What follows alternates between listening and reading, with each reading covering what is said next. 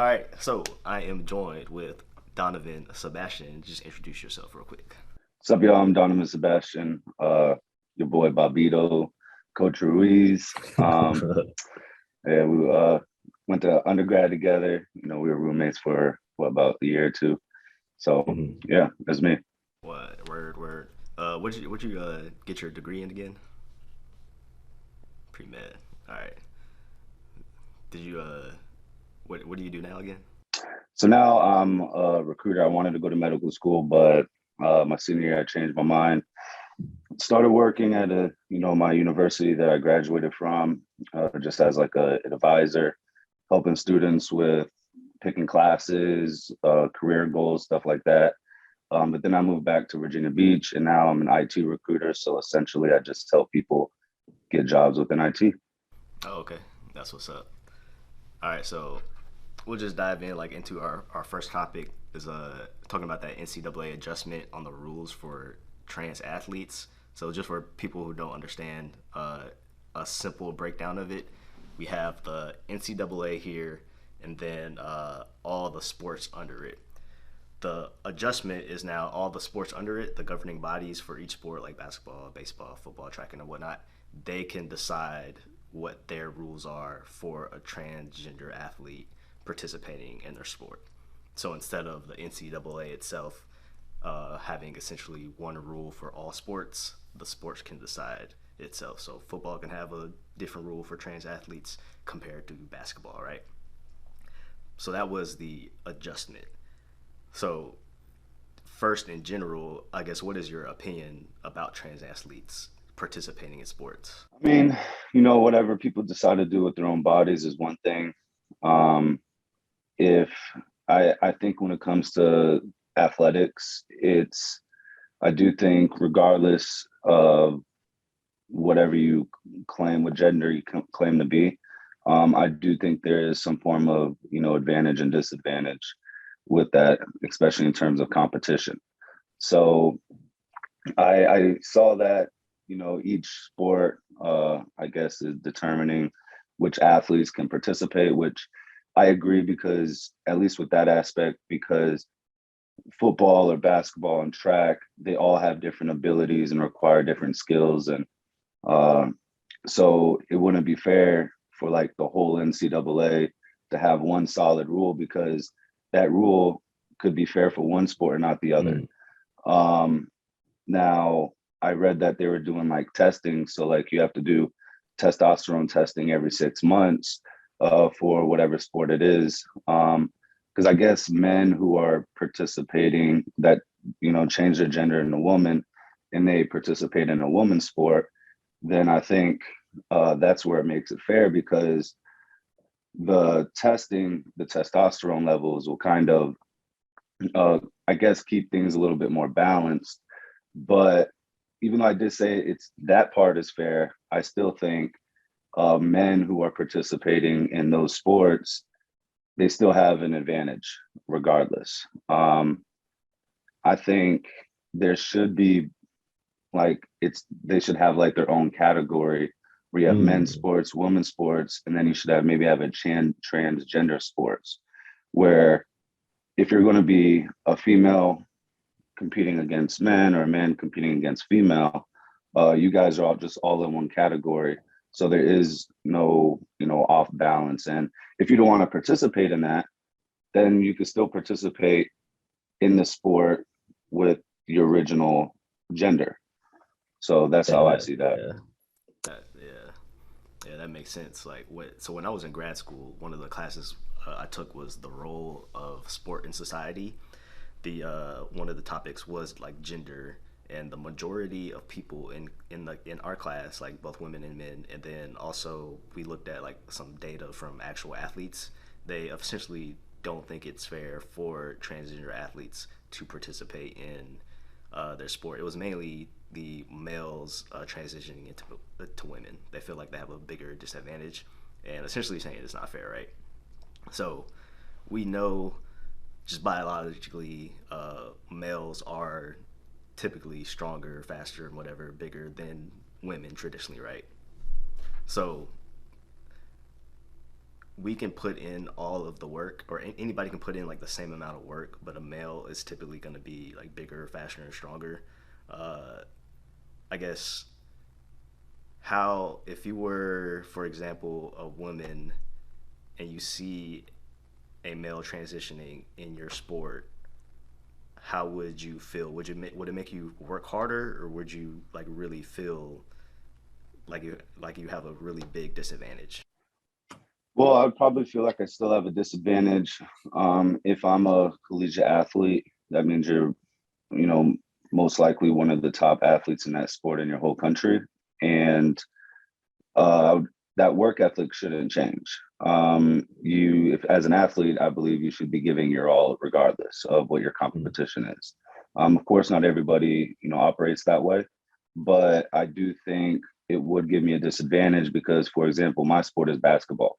So if you have, like, say, if I'm a female and there's a male transitioning into, a female and he wants to compete in you know college basketball on that end, there's still other advantage and disadvantages, whereas like males typically will be taller. They'll have that height advantage. They may have bigger hands, where you have, that is its own advantage in itself. uh I think in terms of testosterone or whatever, they still grew up competing against other men as well.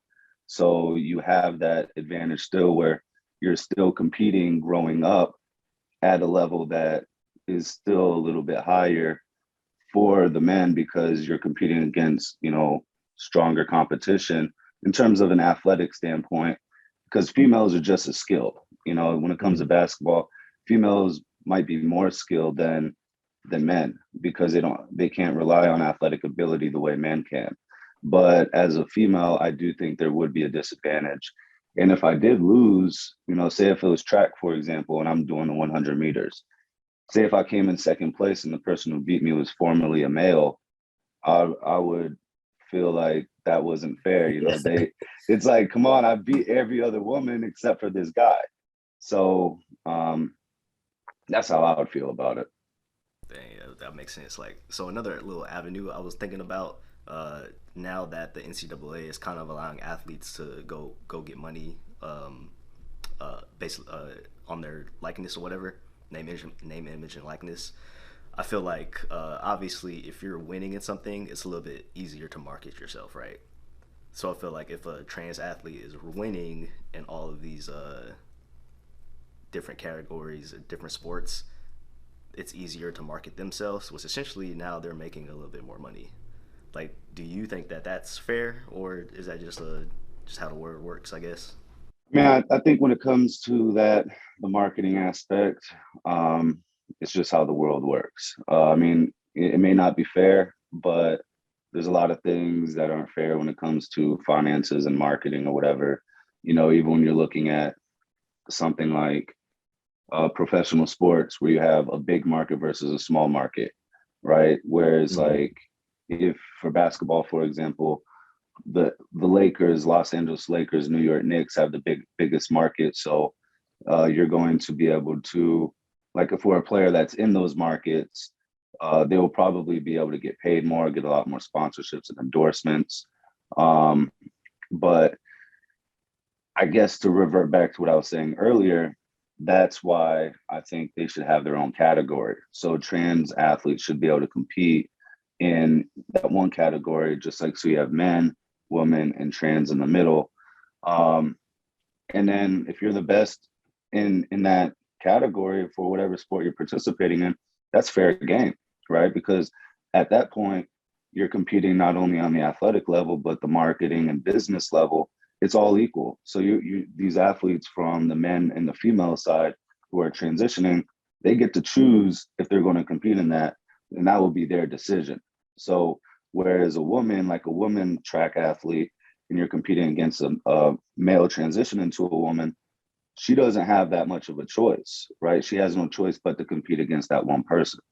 So in hindsight, it probably may not be fair from the marketing standpoint, but at the end of the day, that's just how the world works.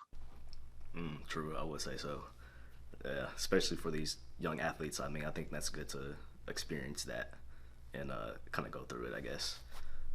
So, kind of transitioning a little bit we're talking about collegiate athletes. Now we're gonna go into the pros. Your boy Tom Brady just retired. It caught me off guard, bro. It caught me off guard. I mean, I saw it coming. Like, there's no way he was gonna play another year. I feel like he had, a solid 2-3 years left. Like, they could have won the Super Bowl this year. And then who knows what they would have done in the offseason. They could have, they lost Antonio Brown or whatever. But, like, if they had Antonio Brown and, he didn't, go crazy or whatever happened, I mean, they probably could have won. They could be playing tomorrow. If I was Tom Brady, I would try to leave on top, right? Like, win the Super Bowl. Like, I think, isn't that what, like, Peyton Manning and John Elway and all them did? Yeah, so, like, I would try to leave like that. Come back one season, win, and then that would be the best way to wrap up that career. But it caught me off guard. I remember watching that last game, man, and that comeback, I sprained my ankle because, like, I forgot which play it was, but I was, like, jumping up and down, celebrating, and then, I landed on my foot wrong. It wasn't too bad, but I was, like, super sad that next day. I'm not really a Bucs fan. I just wanted Tom Brady to succeed. Yeah. But yeah, and when I found out he retired, I was, like, in shock because, like, on my Instagram story, I posted, like, I was like, next year is something like that with that you could win. Apparently, there's no next year, so I would love to see him play again. But he had a hell of a career.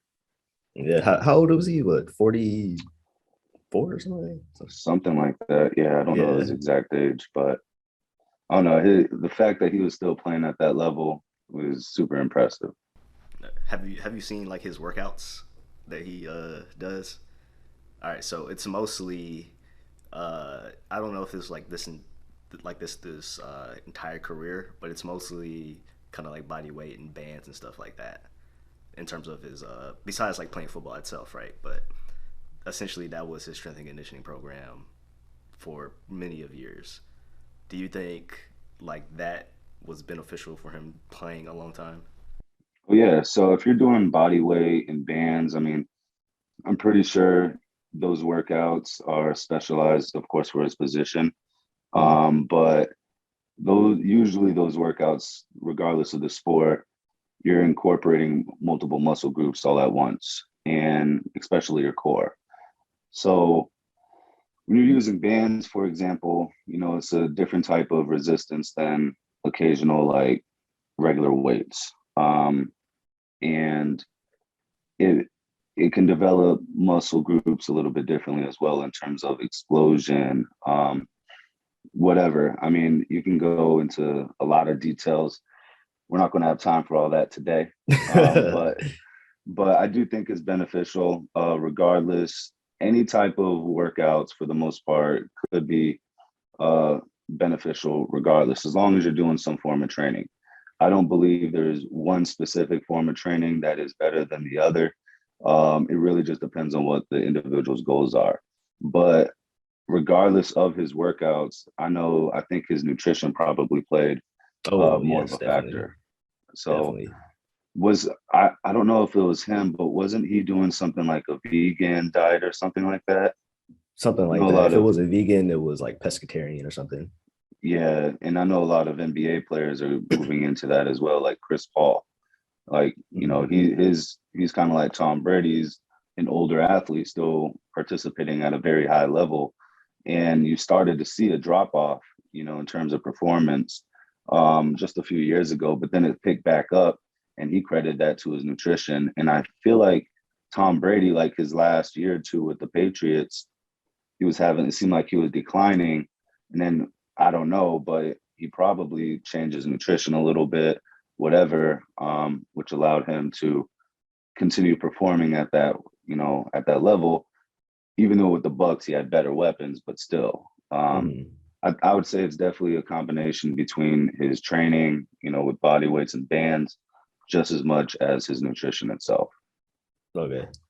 So one of the things, like, as I'm coaching football and track, a lot of high school kids nowadays, they are a little bit more knowledgeable with working out and stuff, probably because of YouTube. We have like a bunch of like YouTubers and stuff that they watch and whatnot, and influencers. But one of the things that they don't understand, or at least like the kids I coach, or they probably do understand it, but I don't know, maybe they just don't want to do it. But they're the way they lift weights is contradictory to how you should lift weights when you're playing a sport. Like their way of lifting weights is like a bodybuilder, and as opposed to like strength and conditioning, supporting you in your sport, essentially, right?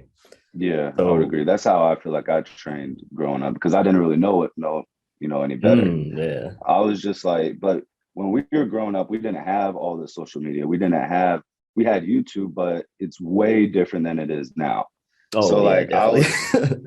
I was just like, I knew what worked. I knew what was making me stronger, and I knew what worked for me to put on muscle mass. And I was doing that because I was a smaller guy and I just had to be strong. But I do think if I would have done some of that training that they do now, my results would have been much different, even though I may not have looked as buff, or, my physique may have been a little bit different. I do think those workouts probably would have been more effective.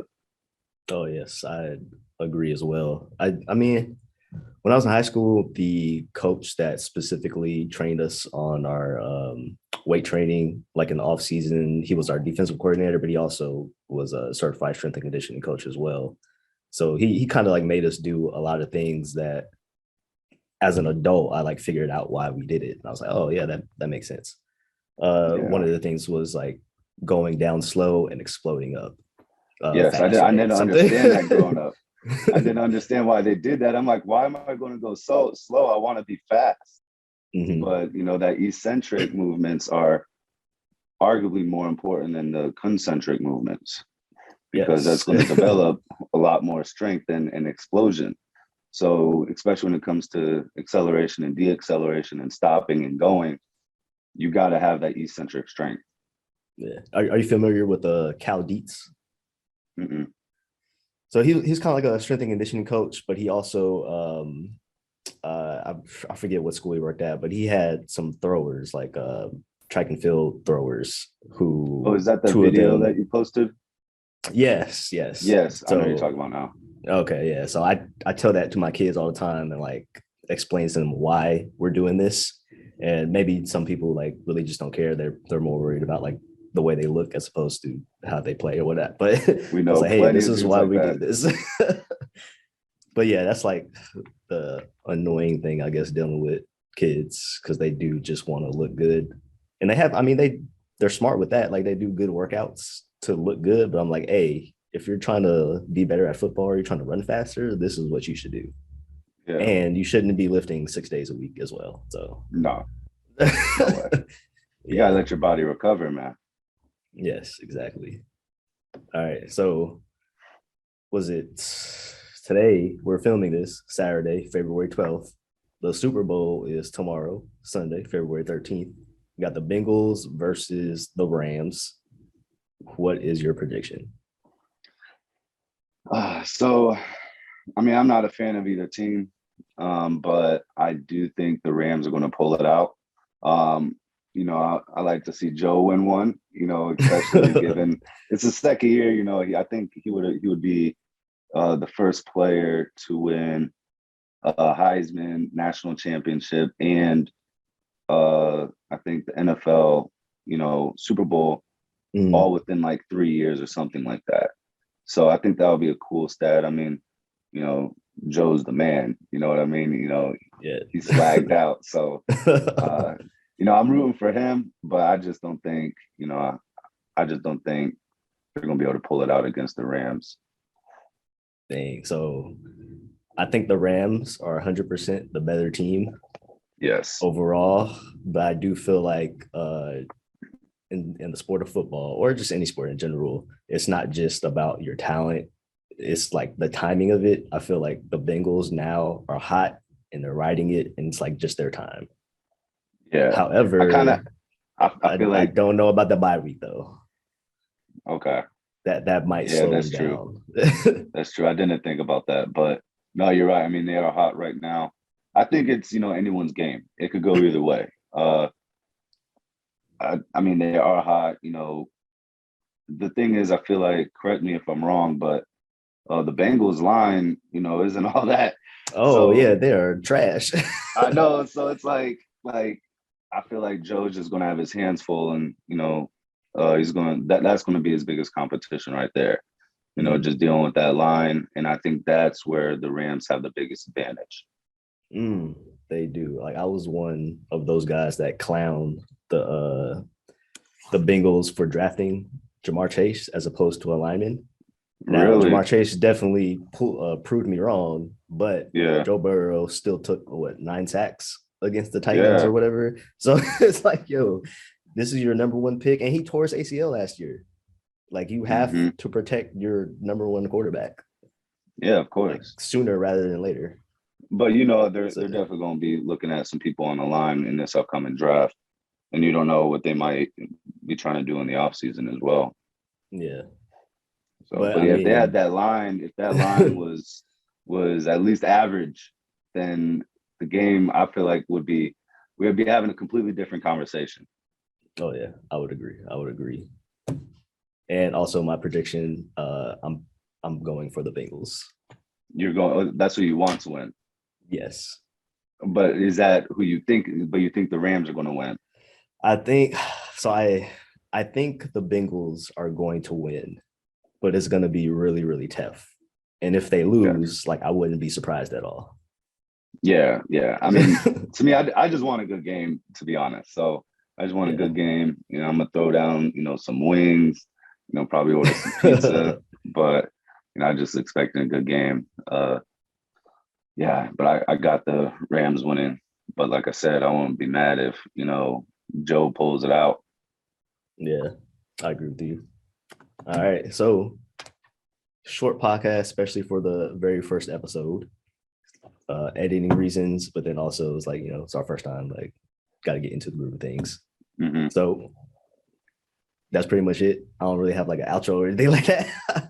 But I guess like for the people who are watching, like thanks for watching. I guess, do you want to put out your social media or not, or whatever, if you care about that? Yeah, the Dom Perry on. Yeah, it's pretty much it. You can put it probably the, you know, tag in the description or whatever. Yeah, if anybody, you know, wants to follow me, that's up to them. But yeah, that's pretty much it. All right. Well, thank you for joining me on my very first episode. Hopefully there's more to come. And then make sure y'all to subscribe to this. Like, leave comments down in the comment section and all that. And see you in the next episode. For sure. Yeah, thanks for having me, bro. Appreciate it. Yes, sir.